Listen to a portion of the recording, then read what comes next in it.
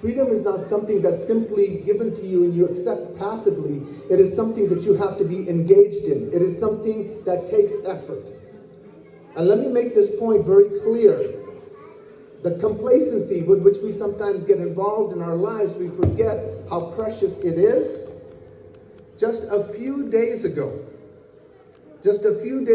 on social media, another elected in state government took a video and put on social media our brothers and sisters celebrating their faith, walking peacefully down in Taylorsville, and put it out there as a point of ridicule, as a point of criticism, a point to say that somehow we don't have the right or the privilege, and our children and our mothers and our fathers and our grandchildren do not have the same right to be in this country by virtue of who we are, and that is unacceptable.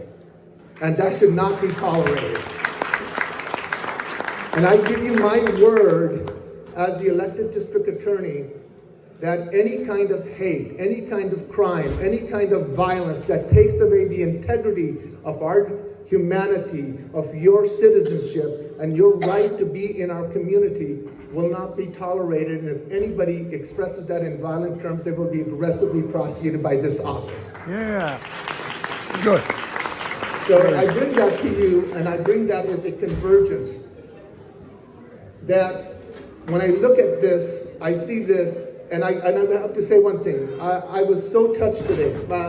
I was telling Uncle Ahmed that when my father came here in 1969, my father passed away about a year ago. He was 94 years old. But one thing that he shared with Uncle Ahmed and with our community was he loved poetry, ghazals, and talking about that. I was raised as a little boy on an old film called Barsat Ki Raat. You know that, right? Yeah. Yes, and my dad